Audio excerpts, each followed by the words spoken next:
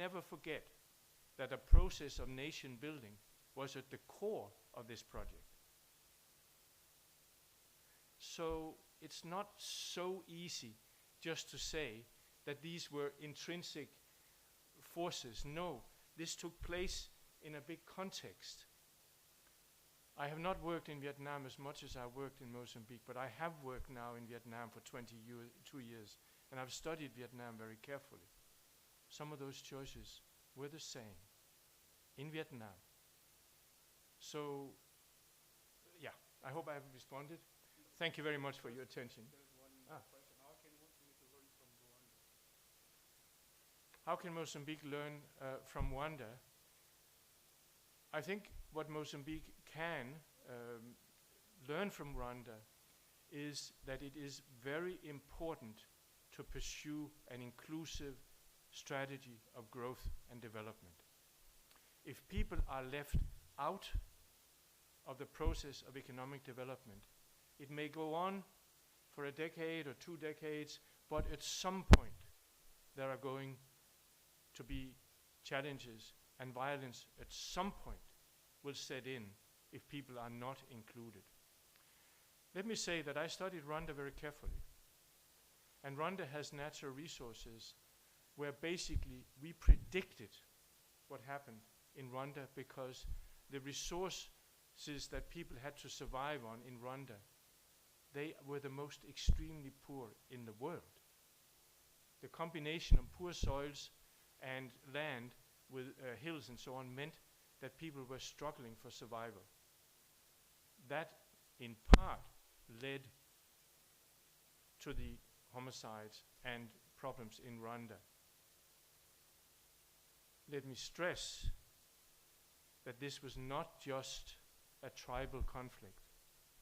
There were more people killed within the respective tribes than between them, suggesting that this is much more complicated than what is sometimes presented as. What's the way forward? The way forward is to remember, without truly inclusion and inclusive development, violence is lurking in the background. And that's why we point to a fork in the road. Garfo no caminho de desenvolvimento. Obrigado. Ok, muito obrigado, professor Tarp. Agora vamos dar boas-vindas ao Dr. Simão para a próxima apresentação.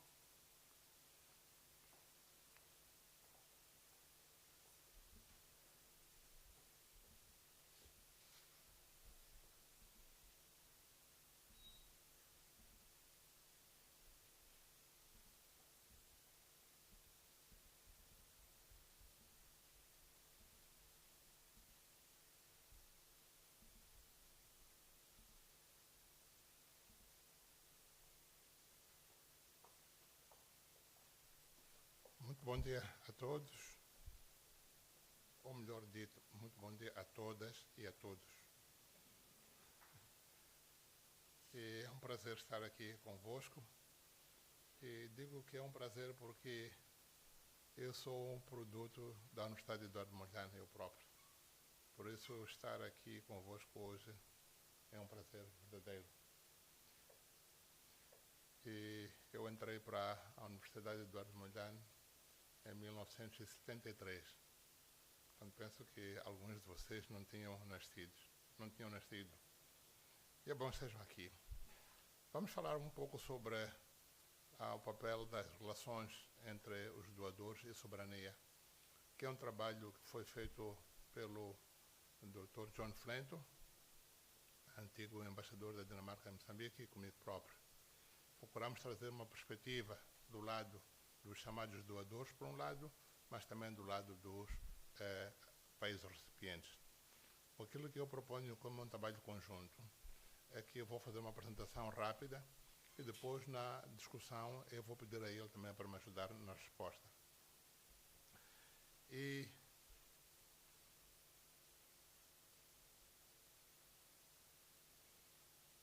muitas vezes há conceitos que achamos que são os mesmos, mas que são diferentes. Um é o conceito de soberania e o outro é o conceito de independência. E a luta pela independência é o direito à autodeterminação do povo moçambicano, que é um instrumento legal de direito, portanto, que é reconhecido internacionalmente. E no caso de Moçambique foram os acordos de Lusaka. Em 2019, houve um simpósio comemorativo dos 80 anos do presidente Chissano. E nesse simpósio, vários oradores falaram de diversos aspectos ligados ao trabalho do presidente Chissano ao longo dos anos. O embaixador Armando Pangueno disse que Moçambique é resultado da solidariedade internacional. Portanto, ele deu ênfase ao papel que a solidariedade internacional teve na libertação de Moçambique. Todos nós conhecemos o papel dos países nórdicos, dos países, mesmo dos próprios Estados Unidos da América, portanto, as sociedades civis desses países, o apoio que deram ao longo de vários anos, ao longo de décadas, tanto para a independência de Moçambique. E é isto que o embaixador Pangueno realçou na sua intervenção. E também que o presidente Chissano, ele próprio, quando falou, que a luta militar era apenas uma das frentes da luta para a independência, porque havia várias frentes, a frente diplomática, a frente militar, a frente cultural e outras, e que a nossa diplomacia devia ter como objetivo fazer mais amigos e menos inimigos. E também, como disse também o senhor Luís Bernardo, há um ano, todos nós conhecemos, é que o presidente Chissano assegurou a perseverança do Estado e a continuação do Estado sem rupturas, sobretudo durante os períodos da agressão sul-africana e rhodesiana, como o professor Tarp falou há bocado. Por isso, quando se fala da soberania, desta capacidade que os Estados devem ter para tomar decisões políticas, é preciso ter uma visão daquilo que um país pode fazer como vontade intrínseca, como vontade própria, e quais são as limitações que esta soberania tem. E há fatores externos que limitam, há tratados internacionais que limitam sempre a soberania desses países. Quer dizer, as políticas que um país pode adotar, na prática, dependem muito do contexto em que se encontra e também das relações que ele tem com outros países. E essa tabela aqui procura dar um resumo dessas relações e dessas condicionantes. Portanto, a soberania nunca é absoluta, é sempre relativa. Mas é um direito que é internacionalmente reconhecido, que é justamente da autoridade, que reconhece a autoridade sobre um determinado território, e é isto que muitos países, incluindo o nosso, tiveram de lutar e até cantar a propósito. E o propósito justamente deste direito é o controle da formulação e implementação de políticas, como o professor Tarp estava a dizer-nos há bocado, que políticas podem ser feitas. Portanto, qual é o grau de soberania que o Estado tem para poder fazer as suas escolhas, num garfo de possibilidades de escolha. E Moçambique, justamente pelo contexto em que se decorreu a luta de libertação nacional, tinha uma aspiração ideológica, que era produto daquilo que era a visão que a Frelimo tinha sobre Moçambique nessa altura, que era a defesa da pátria, vencer o subdesenvolvimento, portanto, que era assim que se chamava a pobreza, nós damos outros nomes hoje, mas naquela altura o termo que nós usávamos era subdesenvolvimento e a construção do socialismo, porque achava-se na altura que o socialismo era o sistema político que queria garantir maior inclusividade. E por isso as alianças maiores foram com os países do Pacto de Varsóvia, portanto da União das Repúblicas Soviéticas e outros desse ramo. E por quê? Esta aliança tinha como base uma visão partilhada da sociedade e também dos objetivos do desenvolvimento. Havia, portanto, esta convergência entre a Frente de Libertação, a Frente de Libertação de Moçambique, por um lado, e aquilo que acontecia nos países socialistas. Achava-se que, nessa altura, era este modelo de desenvolvimento que ia trazer maior inclusividade e resolver mais depressa os problemas de pobreza com que Moçambique se enfrentava. Mas, como também foi dito, a escolha do modelo econômico não foi o melhor.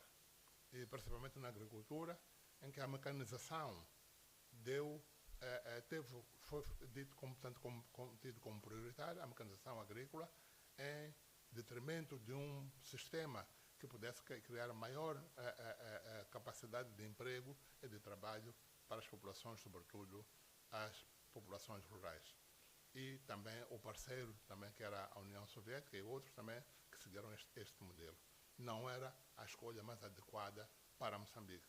Mas essa escolha só se vê mais tarde, porque na altura em que as coisas acontecem, é a visão que se tem no momento. Da mesma forma que hoje temos a visão que nós temos do momento e achamos que as escolhas, os caminhos que devemos seguir são os melhores, portanto, para o desenvolvimento nacional. E só mais tarde é que, talvez, quando olhamos para trás, é que verificamos que, se calhar, as escolhas deviam ter sido outras. E depois, justamente por causa do problema da guerra, e as pessoas, às vezes, nós não damos muito a ênfase ao papel destruidor que a guerra teve em Moçambique. Eu era médico jovem, trabalhei muito nas zonas rurais, em Gaza e na Zambésia. Eu sou testemunha do grau de destruição que a guerra provocou. Não só de infraestruturas, como também o impacto sobre as pessoas, o deslocamento sobre as pessoas, que levou justamente a uma queda econômica acentuada que foi feita. Se nós lembrarmos um pouco, vocês estão na Faculdade de Economia, depois de 1975, a economia de Moçambique, a curva de crescimento econômico de Moçambique era crescente. A curva era crescente até mais ou menos 1981, 1982. A partir daí começou a baixar justamente por causa da guerra.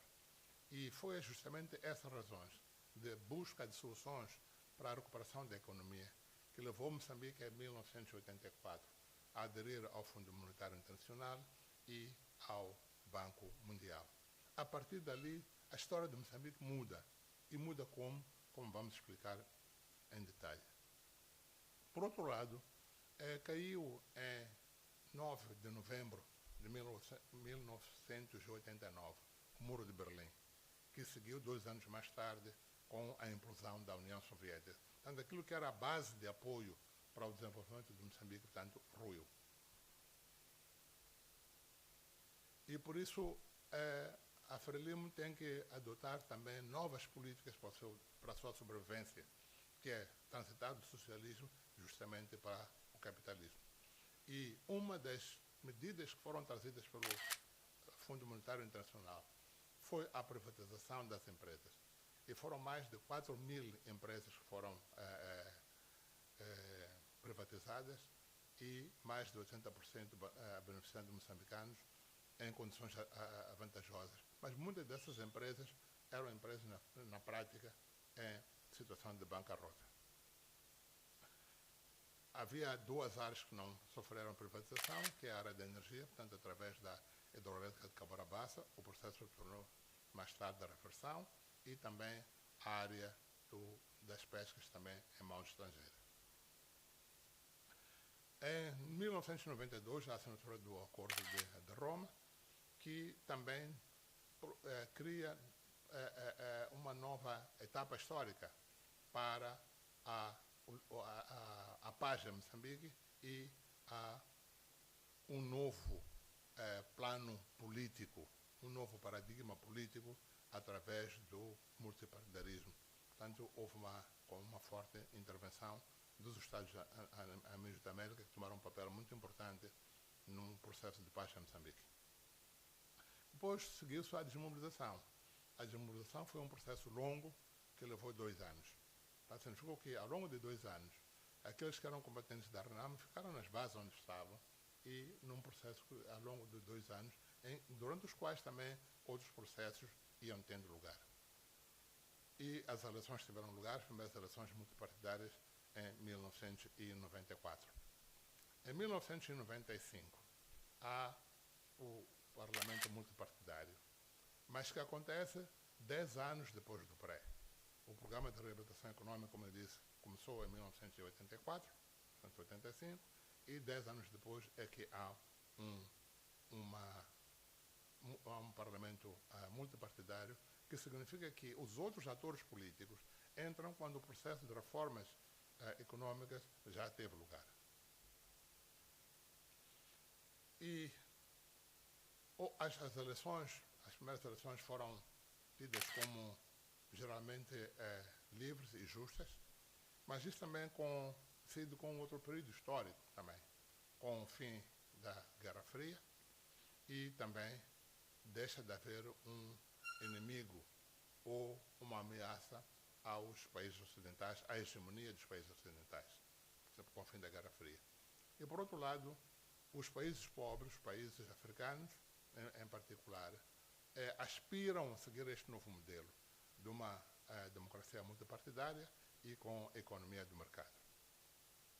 E esta vontade nova atrai, portanto, muito o apoio dos países desenvolvidos. E um dos grandes, portanto, reformas econômicas já são liderados por doadores. O modelo que nós temos ainda hoje é o seguinte: quando temos um problema, as instituições doadoras ou financiadoras trazem consultores, fazem um trabalho, o trabalho nos é apresentado e damos sim ou não, vamos corrigindo, mas o espaço para grandes mudanças já não está.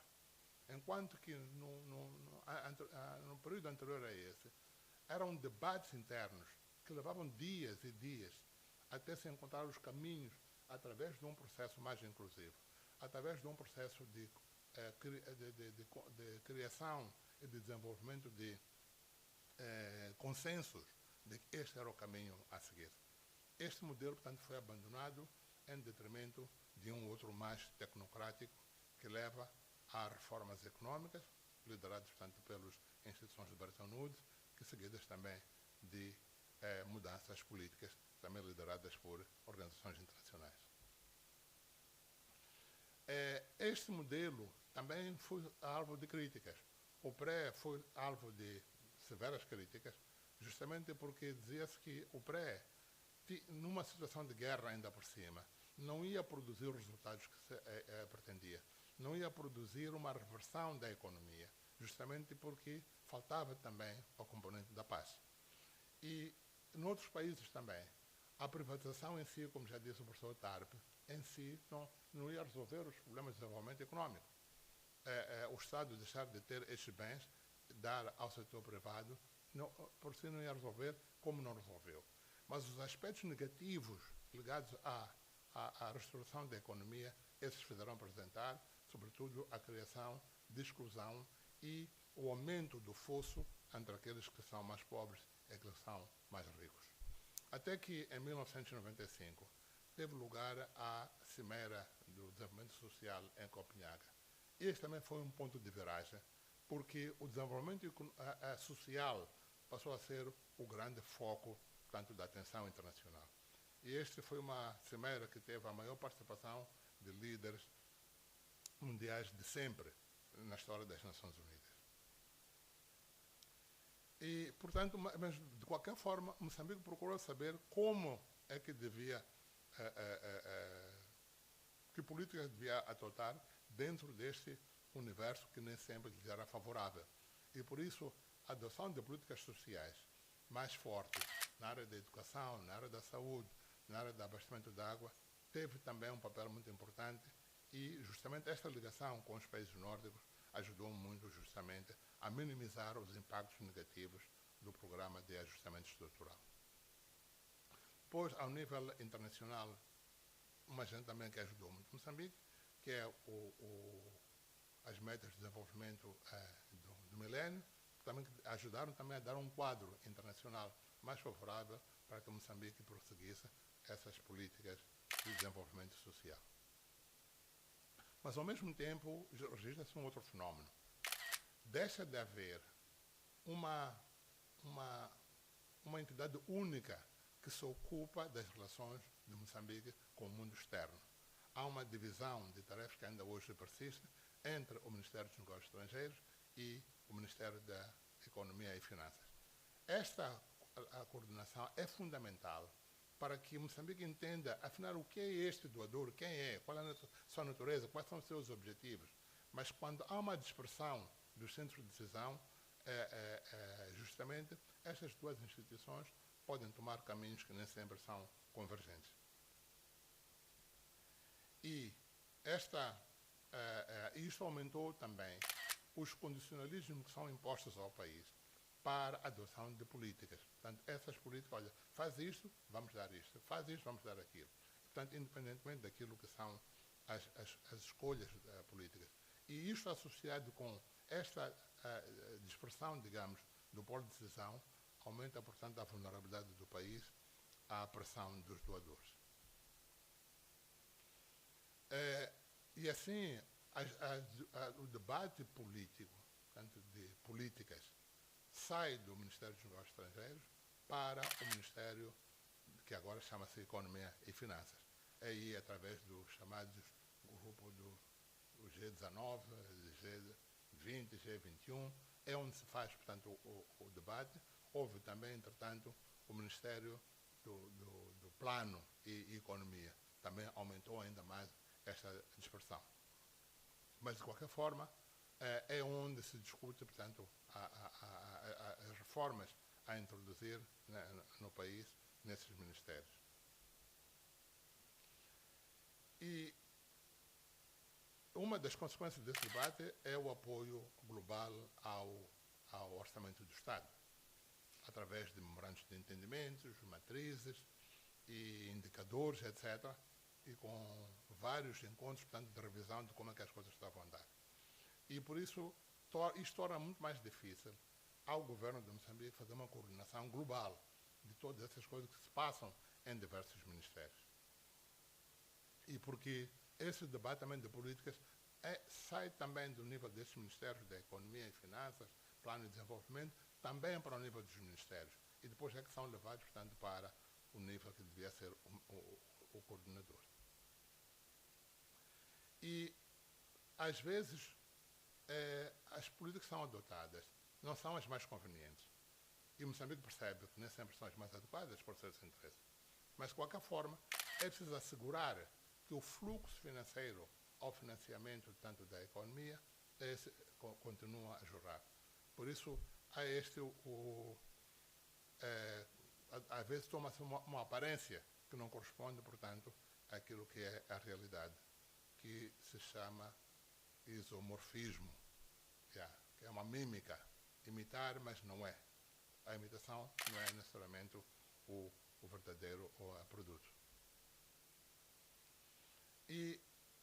Mas nem tudo foi mal, porque não podemos dizer que, bom, tudo aquilo que foi adotado foi mal.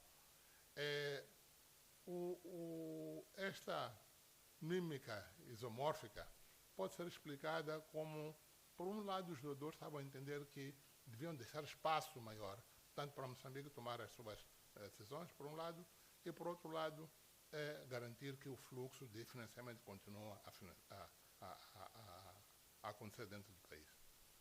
E ajuda também todos os resultados, portanto, bastante positivos, através de um trabalho que o professor Tarpa aqui fez em 2007 com John. Mas também havia riscos de sustentabilidade. E porque, como disse o professor Tarpa, a partir de 2005, portanto, há uma queda do desempenho das instituições de Moçambique. Portanto, mostra que isto significa, por outras palavras, que a sustentabilidade das ações realizadas no passado, que devia ser suportada por estas economias, não está a acontecer porque as instituições são fracas. Outro fator importante que ditou as relações de Moçambique com o mundo é o 11 de setembro, que traz à tona um fator.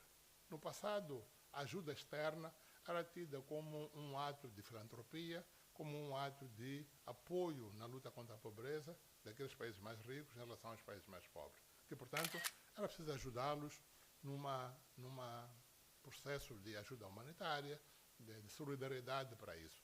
Mas o 11 de setembro muda o quadro. Traz à tona o problema da segurança. de que os países desenvolvidos, na sua política externa, um dos seus grandes objetivos é a segurança própria é a segurança dos seus interesses. E este mapa aqui mostra o número de ataques de pirataria que aconteceu no Oceano Índico ao longo, portanto, desse período. E a pirataria é um impedimento ao comércio internacional porque faz o sequestro de navios e exige grandes somas, portanto, para a sua libertação. E mesmo nós, em Moçambique, ao longo do canal de Moçambique, então, corríamos também o risco, tanto de pirataria, como aconteceu também com barcos de pesca que ouviram também falar durante este processo das dívidas ocultas aí. Portanto, a segurança passa a ser um grande fator. E, por outro lado, eu disse, portanto, que a segurança é um fator. O segundo fator é a economia. E a economia em Moçambique passa a ter também essa importância, por um lado, da segurança, porque os investimentos estão a ser feitos na bacia do Rovuma, por um lado, e, portanto, são interesses ocidentais, são interesses de países desenvolvidos, mas, por outro lado, são ameaçados justamente pelo terrorismo. O atraso que se verifica nos projetos de exploração de gás, justamente deve-se ao problema de segurança. Por isso, este binômio segurança e economia passa a ter um papel muito importante na relação do Moçambique com o mundo. Por isso, é que ter consciência de que os doadores não são apenas benfeitores ou benévolos. Eles são países estrangeiros que têm interesses próprios para defender. E por isso, e que a ajuda externa é parte integrante desse processo de promoção dos seus interesses. É desta maneira. E por isso é esta consciência que devemos ter, de que estamos a lidar com países estrangeiros, países que têm os seus interesses. E devemos compreender esses interesses. E esses interesses não significa que sejam ilegítimos. Não. Muitos desses interesses são legítimos. Mas nós também devemos ter os nossos próprios interesses legítimos e tentar fazer, tanto quanto possível, uma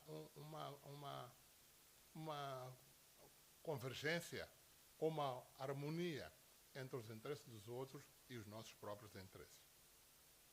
Por isso, falamos aqui da instrumentalização da ajuda, que é para servir os interesses de ordem econômica ou comercial, aqui comercial no sentido lato, e também interesses de segurança. E estes interesses, dois, estão a subir cada vez mais. Os problemas econômicos que o mundo está a enfrentar subsequentes ao Covid-19 e agora a guerra na Ucrânia também vão ter impacto tanto sobre os nossos países. E por isso é que o general de Gaulle dizia que les États n'ont pas d'amis, ils n'ont que des intérêts. Portanto, que os Estados não têm amigos. Os Estados não são pessoas. Têm amigos, não têm sentimentos. Têm interesse. E os seus interesses mudam de vez em quando, portanto, há que ajustar os interesses dos Estados em função das circunstâncias em que vivem. E, portanto, esta ajuda a apoio orçamental já estava em declínio. Mas em Moçambique e baixou em vários países da África. Mas em Moçambique coincidiu com a declaração das dívidas ocultas. Estas dívidas não declaradas aparecem como dando uma desculpa, uma escusa aos doadores, portanto, para cortar. Mas não há relação causa e efeito entre o declínio do financiamento ao orçamento do Estado e o aparecimento das dívidas não declaradas. Esse foi utilizado, portanto, como um motivo simpático, mediático, portanto, para as medidas que foram tomadas. Outros países africanos não tiveram esse tipo de problemas de dívidas não declaradas, no entanto, também sofrem o mesmo problema de paragem de apoio aos seus orçamentos. Portanto, a agenda que vinha sendo perseguida, então muda, como eu disse, porque passam a ser mais importantes os interesses de natureza política e uma atualização econômica e de segurança. Por isso estamos a ver que cada vez mais são direcionadas mais ajuda para os países do norte da África, onde há maiores problemas de segurança aos interesses ocidentais, por um lado, mas, por outro lado, há também o problema da migração, que é também um problema de segurança. E, portanto, Moçambique tem que dar conta dos problemas tanto de segurança e buscando formas de aumentar a sua segurança e para abrir espaço, portanto, para que os investimentos possam acontecer. E, portanto, há diversas formas de relacionamento, mas que não escondem que o aspecto mais importante, o maior interesse dos outros países em relação a Moçambique são, primeiro, a segurança e, segundo, a economia ou vice-versa. Portanto, a aliança política como um disfarce especial, porque quando os países chamam a eles próprios doadores, é justamente para comprar boa vontade, aquilo chamam-se goodwilling dos países, mas continuam a querer de fato comprar segurança com caridade, com apoio humanitário. Isto quer dizer, por outras palavras, querem influenciar e influenciam políticas também. Enquanto que nas áreas da saúde, na educação, agricultura, os países doadores quase que, digamos assim, aceitam uma implementação que não é muito boa. Quando se trata de matéria de segurança, já não. As relações são muito mais estreitas, são muito mais exigentes do que acontece nas áreas sociais. Por isso, qual é a conclusão disto tudo? Tanto quanto possível, não devíamos compartimentalizar a política externa. Devia termos um chapéu, uma instituição chapéu, que faz com que as diversas instituições que trabalham em relações externas possam ter uma coordenação mais estreita entre si, que saibam o que cada uma delas faz, de modo a ter uma frente unida em relação a isso. E também que Moçambique devia procurar voltar ao passado, procurar definir as suas próprias políticas, evidentemente sem entrar em confrontação, mas ter maior espaço, maior autonomia para definir os seus próprios caminhos. E é isso que eu queria partilhar convosco, mas eu, antes de me sentar, vou pedir ao embaixador John Flint também para fazer acréscimos, a não ser que acham que deve fazer acréscimos durante o debate. Não sei. John, you want to make some... Yeah. Ele tem medo de vocês, ele diz que não quer falar. Yeah, ok.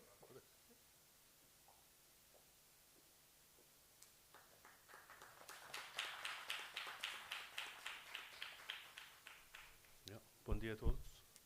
Eu gostaria, em primeiro lugar, de dizer que eu sou muito feliz de ver muitas pessoas jovens aqui, porque nós fizemos este trabalho para vocês.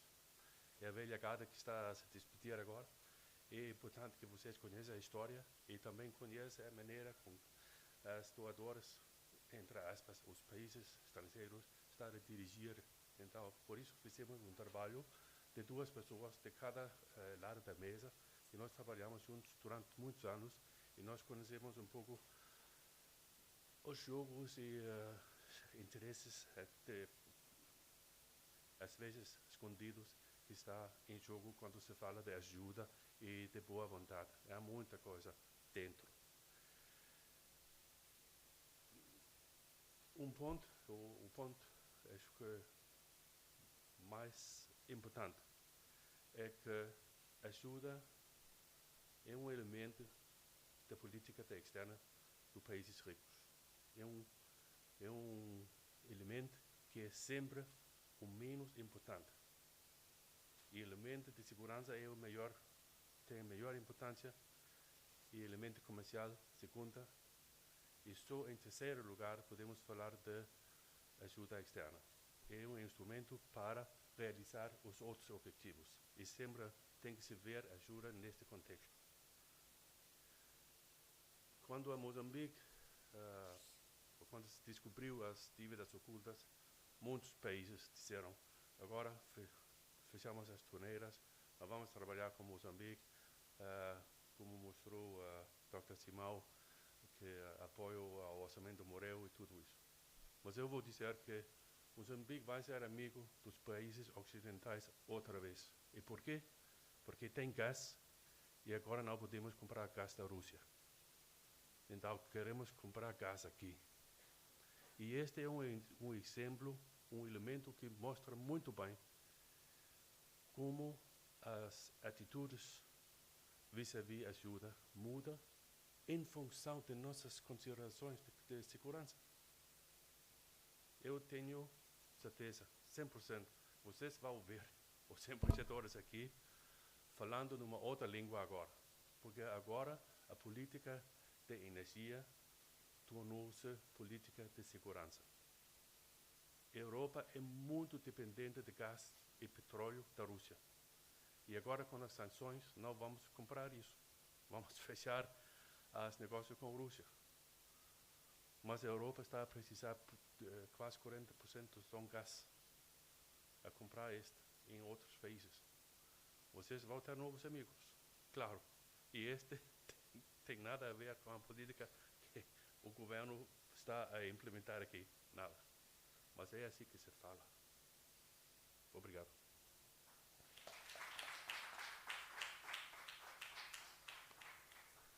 Muito obrigado, Dr. Simão e Dr. Flento. Agora vamos passar para a sessão das perguntas e respostas. Podemos começar com 3 perguntas?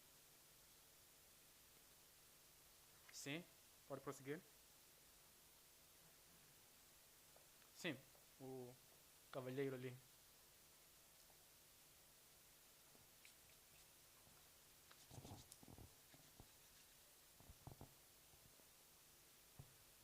Bom dia mais uma vez, Eduardo Jeque.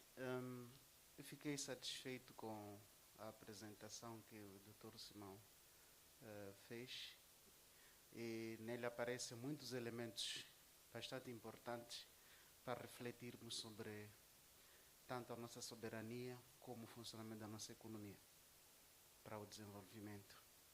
Agora, tenho uma questão que foi referida aqui, que é a questão dos doadores que influenciam as escolhas, a tomada de decisão dos decisores moçambicanos.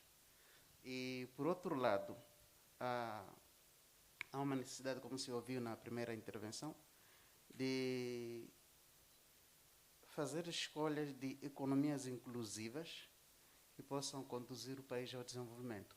Ora, a visão dos doadores, que na maioria são ocidentais e capitalistas, é que Moçambique, eu vou baixar para 1980, que começou a aderir políticas neoliberais, com a introdução, por exemplo, das ONGs que deviam fazer a gestão das doações feitas pelo Ocidente, etc, etc. Ora, o Ocidente apela que os países africanos, incluindo Moçambique, adotem o modelo de desenvolvimento neoliberal, ou seja, de mercado livre. No entanto, existem estudos mais que suficientes que mostram que o sistema capitalista ou neoliberal ele acentua as desigualdades. Portanto, há poucos que enriquecem em função desses modelos e a maioria da população fica na miséria. E tem vários exemplos sobre isso. Agora, a minha questão é como é que vai se conciliar entre estas duas realidades? É que, de um lado, existem os doadores, que são, no fundo, aqueles que dizem o que é que deve ser feito, portanto, ferem a soberania dos países, e esta ideia de desenvolvimento inclusivo, sabendo que o modelo de desenvolvimento baseado na economia do mercado acentua as desigualdades. Obrigado. Ok, mais duas questões, sim.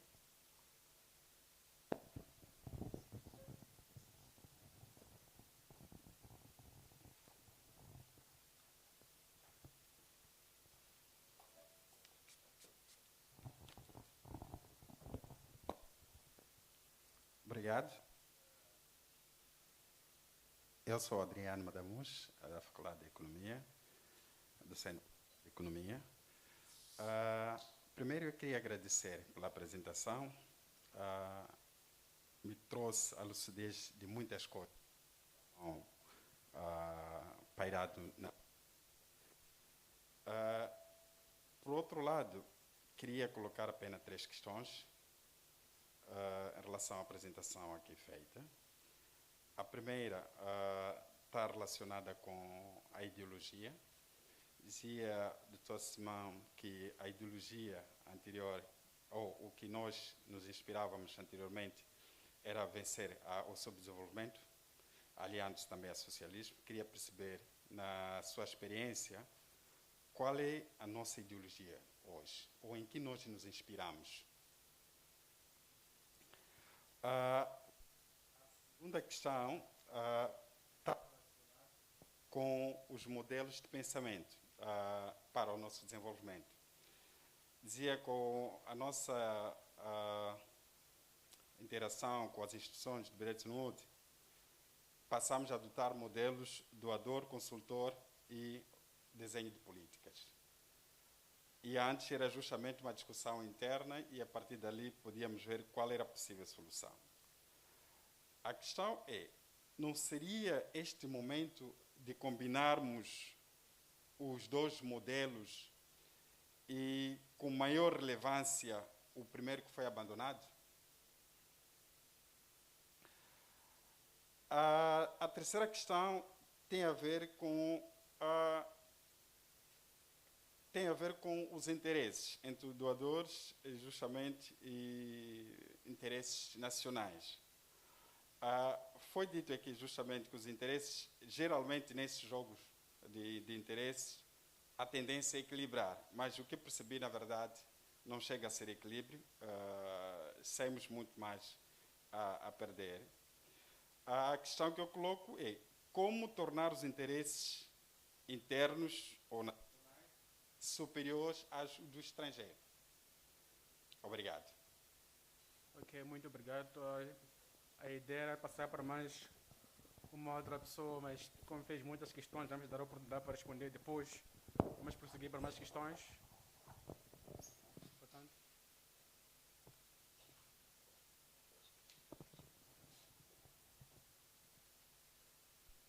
Muito obrigado. A primeira questão é sobre políticas neoliberais, ONGs, e acentuam as desigualdades e o grau de...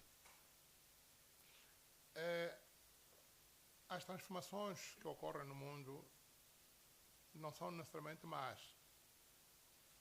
E a Frente de Libertação de Moçambique era um grupo mais de militares com um pequeno grupo de pessoas com nível educado elevado. E aquilo que motivou a luta de libertação nacional foi justamente a pobreza.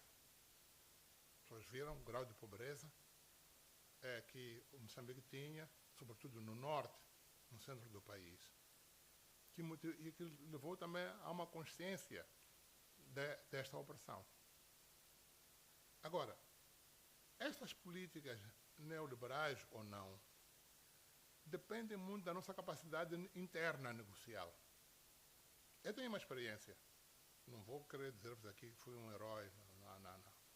Eu tinha uma equipa, quando era ministro da Saúde, sobretudo aí, porque aí tive de entrar em confrontação com o Banco Mundial. Justamente essas questões de trazer consultores e tudo isso. Mas nós temos uma preparação técnica que nos permitia dizer, olha, aquilo que você está a fazer como consultor não serve, nós rejeitamos isso.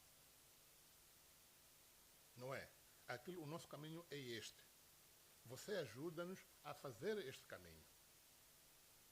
E fundamentávamos, não era só como estamos zangados, não. Forma de apresentar a argumentação, com dados, com números, com estudos nossos feitos, que mostram que, e aquilo que nós vimos é que o Banco Mundial aceitava justamente aquilo que eram as nossas escolhas. Dentro daqueles limites, sim senhor, mas escolhia. Eu posso dar um exemplo pequeno. Dentro deste processo de privatizações, a saúde tinha duas empresas, Medimoc e Farmac. Nós dissemos, não vamos privatizar, não aceitamos. Mas por quê? Temos a Medimoc tem que ser um instrumento que ajuda a trazer medicamentos a um preço mais baixo para dentro do país. Sem a Medimoc, naquela altura, o preço dos medicamentos seria muito mais elevado. Portanto, o acesso dos medicamentos à população seria mais reduzido. Mas fomos capazes de demonstrar isto na prática. E a rede da Farmac, dissemos, não, a Farmac é uma rede de distribuição, de retail, desses mesmos medicamentos do Estado. Mas isso não impede que o privado abra a sua farmácia. Farmácias privadas podem abrir, sim senhor, mas o Estado tem que ter esses instrumentos. Tudo. Portanto, a nossa capacidade, quando falamos em fraqueza de instituições, estamos a falar também desta, às vezes, fraqueza da capacidade negocial nossa. Construímos um corpo de argumentos convincentes, com base, fazemos, não, o que nós queremos é isso por essas razões. Os consultores, sejam quais forem do Banco Mundial, são pessoas também. Andaram nas mesmas universidades, estudaram os mesmos livros que nós. Mas, às vezes, o que eu sinto é que nós temos medo. Quando se fala do Banco Mundial, é preciso encolher um pouco coisa. Não é preciso, ter outra atitude bastante mais aberta, de saber defender, portanto, o seu próprio banco.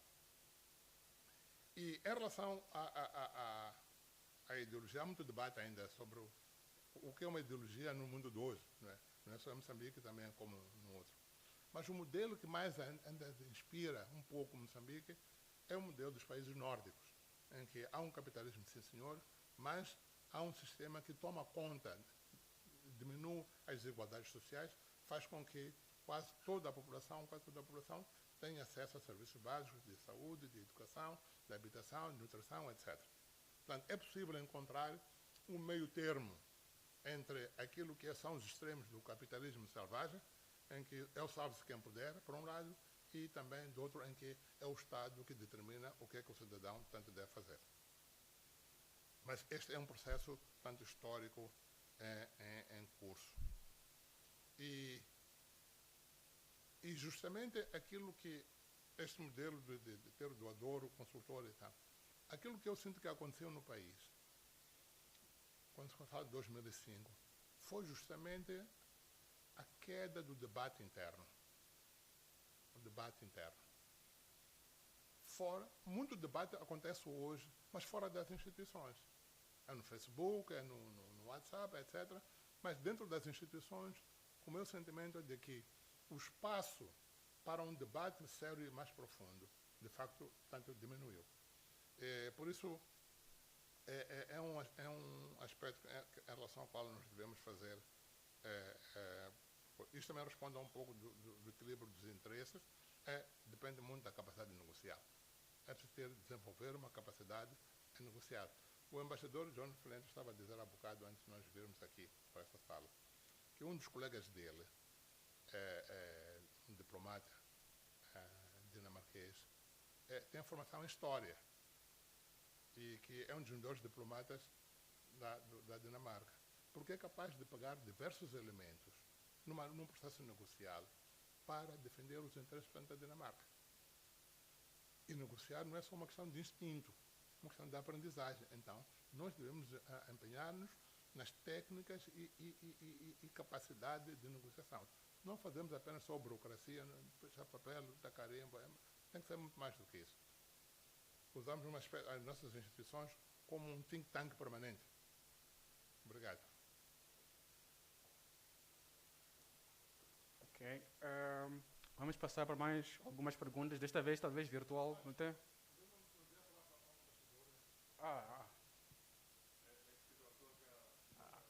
Muito bom.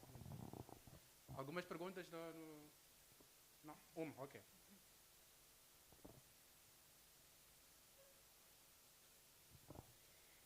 See, yes, if I may change the language. This is probably a comment, but a reflection to all, maybe. This is from Professor Osaboyen. Thanks for the presentation.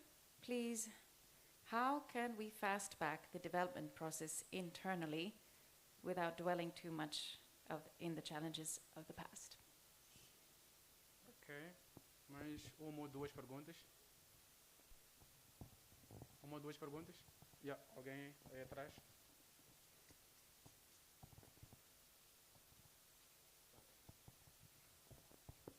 Bom dia. Sim, tenho uma pergunta. Primeiro, agradecer ao Dr. Simão pela exposição muito ilustrativa. E a minha questão é bem rápida, é a seguinte. Tendo em conta os objetivos egoístas, né, podemos dizer assim, dos países doadores e os impactos negativos que isso tem na população mais frágil, como é que se faria essa transição para um modelo antigo, não é um modelo de debate interno? Ok, muito obrigado. Acho que podemos passar para as respostas.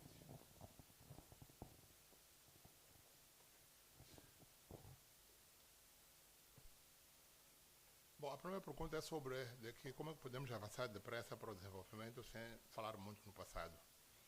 É um problema de equilíbrio. O passado interessa porque ajuda-nos a compreender o que é que está a acontecer hoje.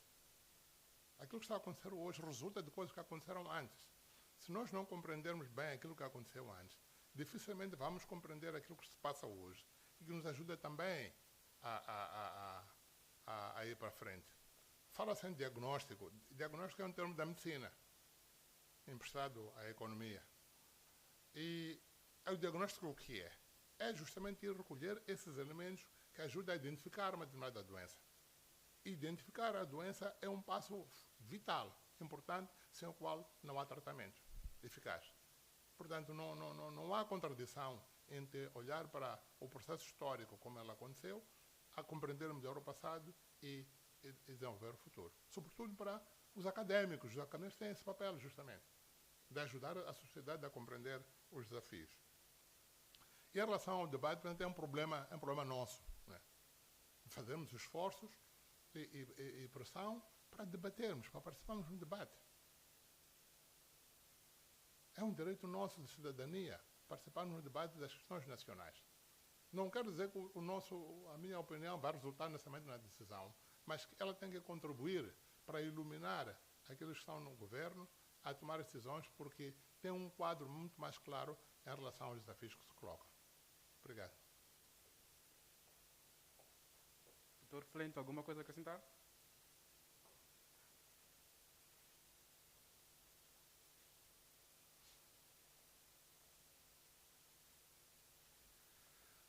For the first question, how to fast-track the development process, I will caution you on that one.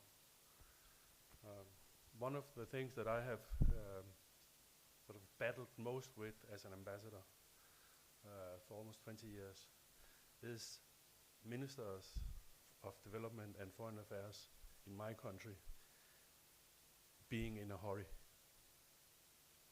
We have elections every 4 years. We get a new minister and a new government every 4 years, something like that. Sometimes they can win 2 elections, but it's very rare. We change ministers all the time. Every time a new minister comes in, he or she has ideas. I want to promote this issue. Now it's women. Then it's the environment. Then it's private sector. Then it's democracy. And I will bet you that this is the case in most of the other countries that are donors to Mozambique.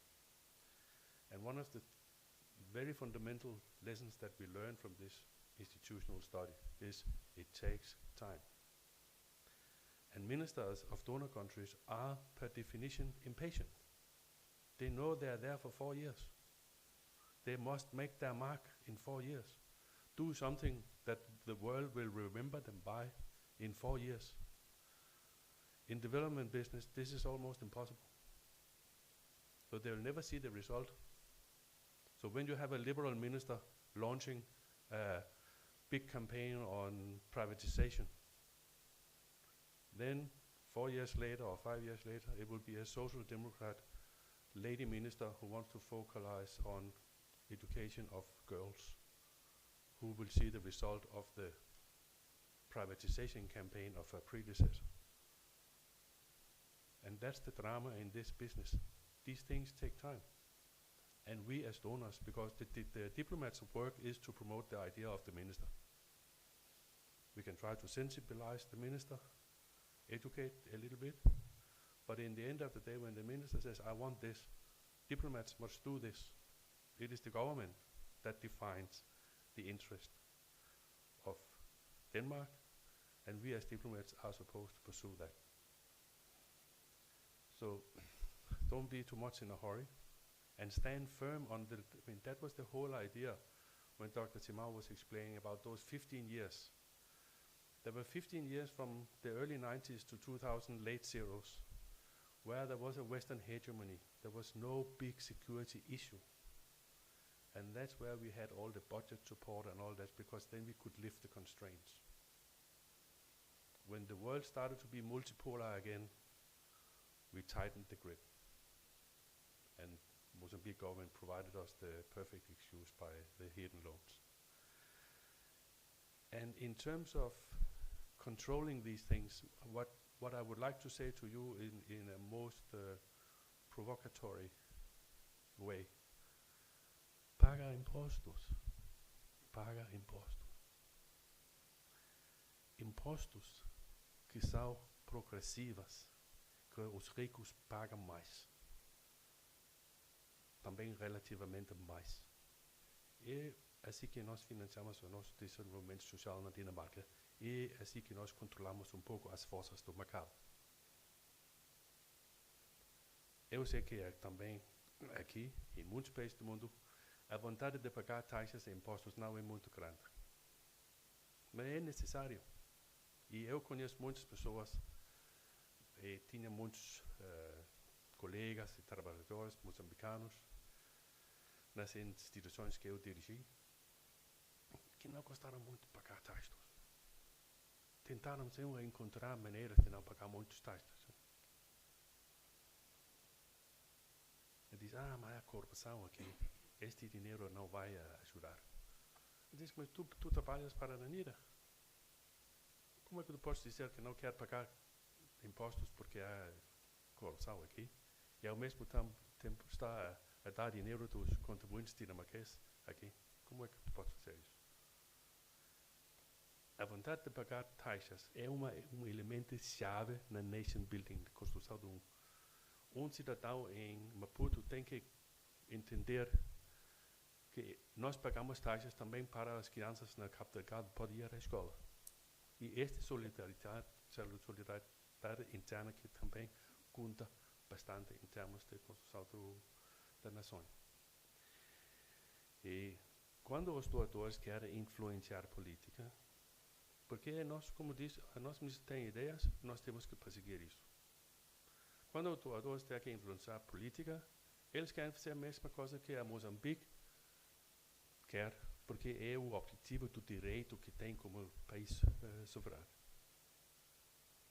E neste contexto, é muito importante que se saiba que logo quando Moçambique ou outro país que recebe donações, começa a falar de não vai fazer esta condicionalidade, nós não aceitamos, os doadores olham para como enfraquecer a posição do governo. E é, às vezes, fácil, se um governo não tem muita legitimidade, se houve muitos problemas nas eleições. Quando o país diz aos doadores, vocês não vão decidir políticas aqui, nós podemos começar a falar que, mas como é que vocês podem? Tem o povo com vocês. As últimas eleições realmente mostrou que vocês têm povo. E este é o debate que falou o Dr. Simão. Um governo que enfrenta os doadores com um mandato sólido do seu povo tem muita força. Um governo que enfrenta os doadores numa base um pouco manipulações das eleições e pouco debate interno e muito fraco nas negociações. Obrigado. Ok, uma salva de palmas novamente ao Dr. Simão e ao Dr. Flink. Infelizmente temos que terminar a sessão, portanto vamos passar para a segunda fase, que é a fase onde eu apresento a minha parte.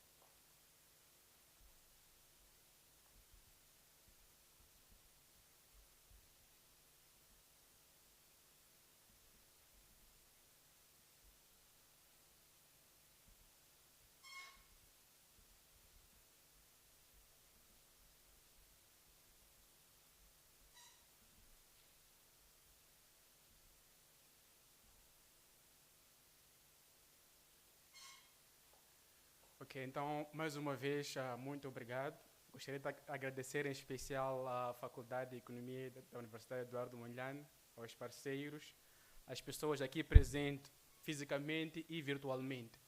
Tornaram este processo possível, portanto, mais uma vez, obrigado. Agora, eu tenho que também pedir desculpas, porque, infelizmente, preparei os meus slides em inglês. A minha percepção é que a maioria das pessoas que estariam aqui falariam inglês, então, infelizmente, estou errado, mas é como as coisas serão. To me was given the task of summarizing the two presentations and then provide some policy implications. So I will proceed in that effect, but excuse me if I bore you, because most of these things will be repetitions. I mean, being summaries, there have to be some repetitions. Okay, so let's provide some context first. If you look at this, it's called the history hockey stick. It's a very famous diagram. We see Mozambique and some of its neighbors. In fact, I might even generalize many people in many countries in the tropics. Between the Tropic of Cancer and Capricorn, they are very poor as measured by the real GDP per capita.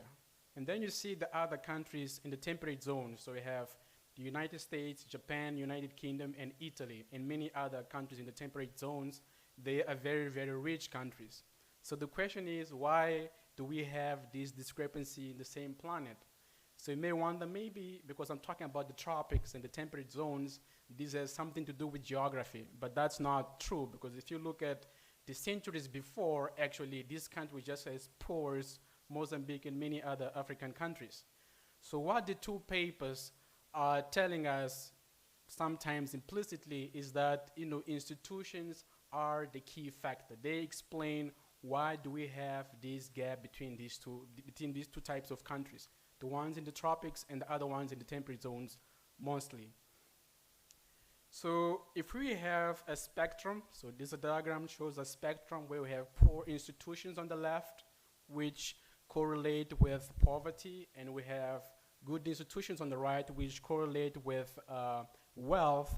Mozambique will be somewhere to the left on the spectrum, meaning we have these poor institutions which explain why we are poor today. So the first presentation actually gives us some of the factors that explain why do we have these poor institutions, which of course cause this poverty. So the list is not exhaustive, but I kind of think it captures mostly what the first presentation was trying to tell us, especially on the table that was not developed in more detail. So the first factor is ethnical diversity. So in Mozambique, we have ethnical diversity, and this makes it very difficult to have a sense of unity and trust. And if you don't have a sense of unity and trust, then it's very difficult to build good institutions. And this is even made worse by dependence on geopolitical factors.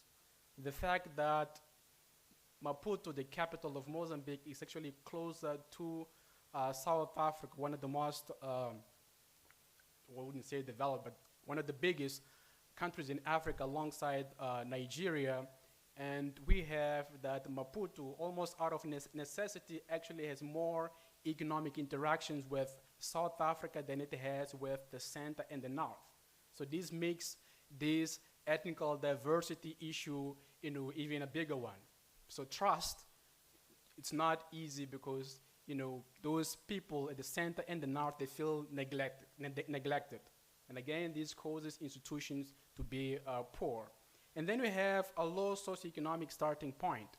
So Mozambique was independent in 1975, so we have less than 50 years.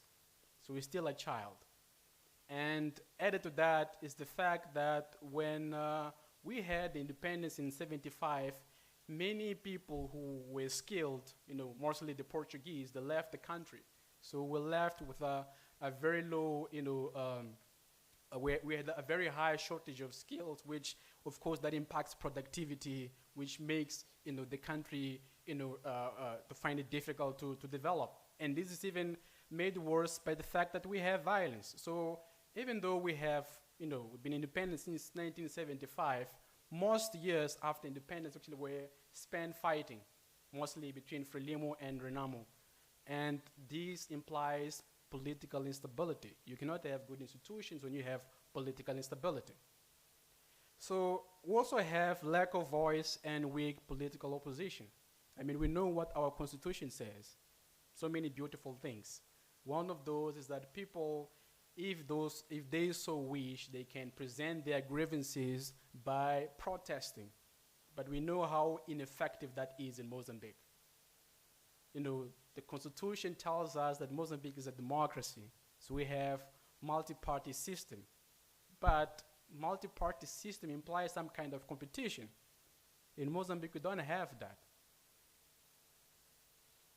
The opposition is not, a visible competitor to the ruling party. And that may be because of lawful reasons, and other may be unlawful reasons. But be that as it may, we don't have competition as it should be in the case of multi-party system. And these make it, again, very difficult to have very good institutions. And then you also have lack of capacity and law implementation. Now, this issue is linked to the issue I spoke about before about low socioeconomic starting point. So we lost most of our skilled people. But it may also be linked with another issue which has to do with political will, which relates to the point that comes after about lack of transparency and rent seeking, especially in the form of corruption that all of our presenters here spoke about. So again, all of these things make it very difficult to have good institutions. If you have poor institutions, then in most cases, there are some exceptions, but in most cases, you will not expect economic growth and development. And finally, we also have the nature of the relationship between Mozambique and the donors, which is often unstable and multifaceted. And this, of course, provides the link with the second presentation. So when I was thinking about the second presentation, it brought to my mind, the Ballantine, which most of you will know it from mathematics and statistics, and it's usually called the Venn diagram. So in terms of the relationships between Mozambique and the donors, we, at least theoretically, have three possibilities. So in the first possibility, where M stands for Mozambique and D stands for donors, we have this coincidence of objectives and even ideologies between Mozambique and the donors.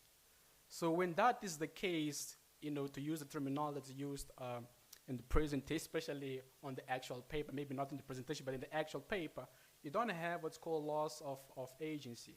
So Mozambique is in a way of saying, an owner of its own destiny, in the sense that Mozambique should dictate its own policies. So here, in this particular panel A, where we don't have loss of agency, aid is in its pure nature. So the objective of aid is actually to reduce the gap between the rich and the poor.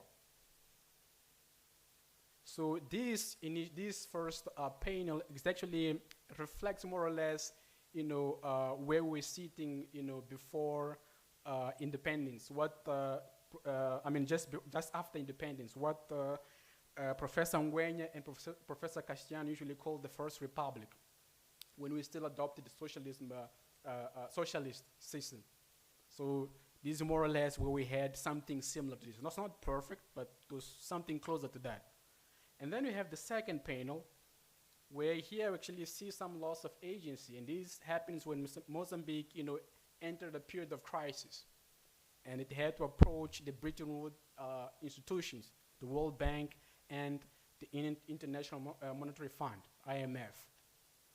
So from that point onwards, we had a case mostly of loss of agency where our politics were, to some extent, sometimes to less extent, sometimes to a large extent, dictated by the donors. So they will have, like, Dr. Simão was saying, you will have these consultants who will come to Mozambique. So they will not come just to listen to what we have to say and how we're going to go about doing our politics. Actually, they will dictate what we should do and how we should do. Sometimes actually might even be who we should hire. So this reflects more or less, the Second Republic. So just after we had to approach the Bretton Woods institution, the World Bank and the IMF for help, and they kind of obliged us to, to join the structural adjustment program. And then the third possibility, again, theoretically, is loss of sovereignty. So in here, we don't have any relation whatsoever, any coincidence of objectives whatsoever between the two parties, so Mozambique and the donors. Fortunately, at least that's what Dr. Simão and Dr. Flint tell us. Aid does not take us that far. So C does not actually apply when it comes to this relationship between Mozambique and its donors. So that's more in terms of military invasion and stuff like that, where you lose your ultimate right to rule your own country. So we don't go that far, fortunately. So we're left with panels A and B. But the question now is, how do we move back to panel A? Because that's what's the ideal. By that, I do not mean we should go back to socialism. I mean, like one author would say, socialism is dead. And I will add to that. That belongs to idealism. Now we live in a real world. So we're not talking about socialism. We talk about the type of relationship between the donors and Mozambique. There are a couple of suggestions. So the first one is we need a growth strategy. By that, I mean a long-run growth strategy. We do have some strategies, but these tend to be short-run and medium-run. Like, Dr. Flint was saying a couple of minutes ago, depending on who is in charge, the strategy will change. Sometimes even the same individual, if he wins for another term, might change his own strategies. So it makes it very difficult, to sort out the problems that we have. So we need this long-run growth strategy that focuses on the key sectors, agriculture and agro-industry, industrial policy and private sector dynamics and natural resources. You may wonder, but what does this have to do with foreign trade? It has everything to do with foreign trade. Because if you have this long-run growth strategy, and of course that implies you need some compromise, especially between the legislative and the executive and many other parties for that matter, when you have this long-run growth strategy, then we make this commitment that whatever happens, this is the path that we will follow. So when these donors come and they're trying to dictate, some objectives that do not coincide with what we have in our growth strategy, sometimes we just have to say thanks, but no thanks. And that's it. But, you may wonder, how do we have this long-run growth strategy if we have assumed at the very beginning that this country has poor institutions? So, to say that you need this long-run growth strategy and you need this, commitment between various, parties, some kind of a social contract, if I can put it that way. So how do we move there? And the answer is we need to solve some of the problems that we identified in the first presentation. So one of those has to do with the fact that we have this, ethnical diversity that creates this lack of trust between the various, individuals within the country. And this happens because some people are rich and some people are very, very poor. So when they see that inequality, it doesn't reflect well in their minds. So we need to address that issue. And one way to address that is actually to also consider social factors. So we need to pay attention to health, education, and social safety nets or social insurance. Of course, the country has made some strides towards fixing this problem, but it's not enough, especially when it comes to quality. So we need to deal with that problem. So we also have the issue of political participation. So I said at some point, based on the first presentation, that we have a weak opposition. So we need to increase participation. How do we do that? So one way to do that is actually to enforce the law. So for example, we know that the ruling party is not allowed to spend on its campaign, resources that are more than what the law says, but they do.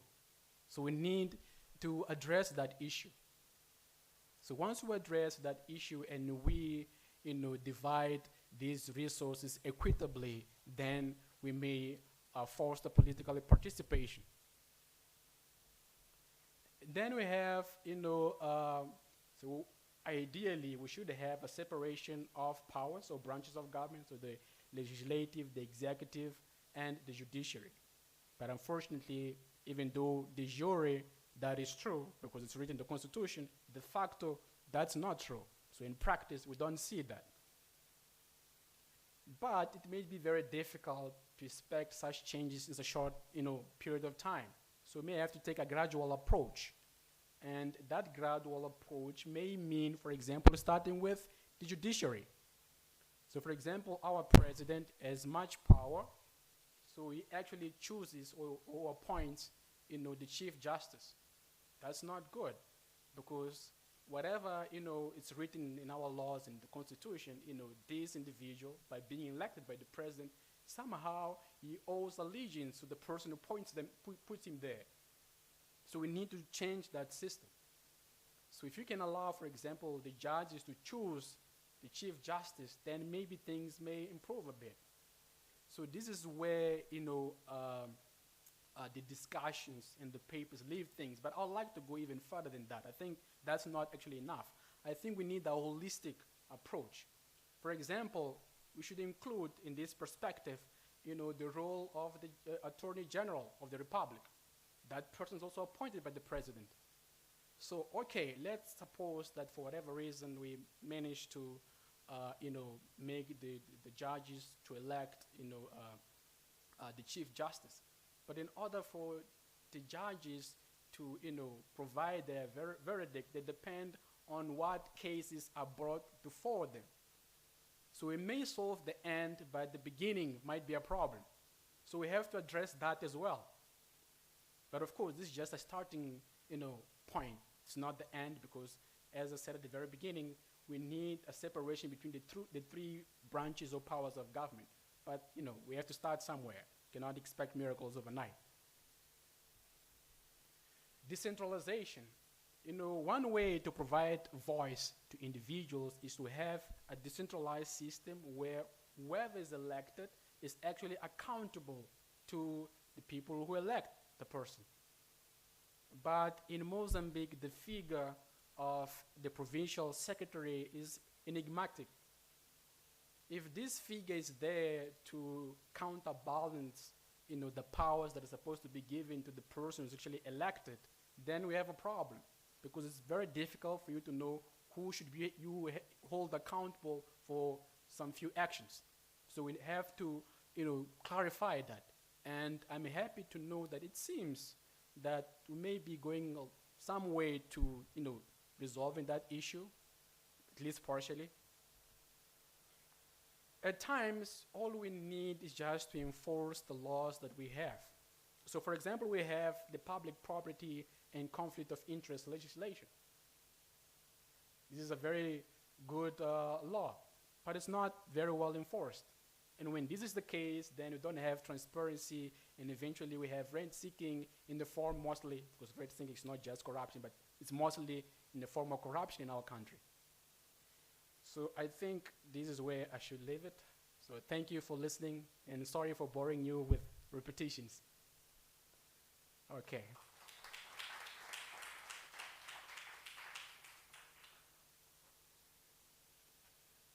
Yeah, I think, where's the lady?